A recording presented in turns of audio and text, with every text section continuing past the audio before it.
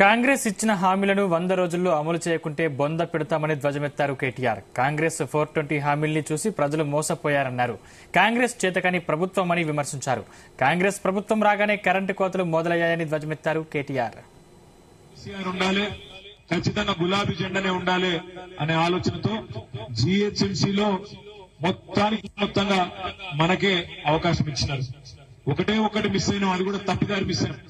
ఆ గోషామహల్లో రాజాసింగ్ అంటూ ఒక్కడ దెబ్బన కొద్దిగా మిస్ అయింది, కానీ లేకపోతే అది కూడా మొత్తంగా క్లీన్ స్వీప్ అయి హైదరాబాద్ లో ఎక్కడ కూడా వేరే జెండా కనబడని పరిస్థితి మన జరిగిన శాసనసభ ఎన్నికల్లో. కానీ బయట జిల్లాల్లో కాంగ్రెస్ పార్టీ చెప్పిన మోసపు మాటలు, 420 హామీలు, 420 హామీలు ఏవైతున్నాయో, మీకు బస్సు ఫ్రీ, బంగారం ఫ్రీ, మీకు ఇది ఇస్తాం అది ఇస్తాం అని చెప్పి మొత్తం జిల్లాల్లో ఉండే అమాయకులైన కొంతమంది ఆడబిడ్డలను అన్నదమ్ములని ఆగం చేసి మోసం చేసి ఓట్లు వేయించుకొని గద్దెనెక్కినారు. గద్దెనెక్కి 60 రోజులు అయింది. ఈ 60 రోజుల్లోనే రాష్ట్రంలోని ప్రతి గ్రామంలో చర్చ జరుగుతా ఉన్నది. ఈ 60 రోజుల కంటే ముందు ప్రభుత్వం ఎట్లుండే, ముందు పరిస్థితి ఎట్లుండే, ఇవాళ ఎట్లా ఉన్నదో ప్రతి గ్రామంలో ఇలా చర్చ జరుగుతా ఉన్నది. రైతులు చూసుకుంటా ఉన్నారు ఒకళ్ళ ముఖాలు ఒకళ్ళు.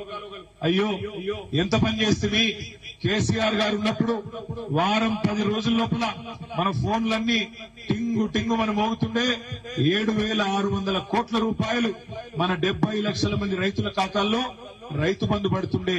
కానీ ఈ ప్రభుత్వం వచ్చినాక 60 రోజులు అయింది. 10,000 కాదు 15,000 ఇస్తామన్నారు. కానీ ఇప్పటి వరకు ఆ 10,000కే దిక్కు లేదు అని చెప్పి రాష్ట్రంలోని రైతులందరూ బాధపడే పరిస్థితి. అదేవిధంగా కరెంటు కోతలు చాలు అయినాయి. మల్కాజ్గిరిలో కూడా చాలు అయినాయా? పోతుందా కరెంటు? పోతలేదా? పోతుందా?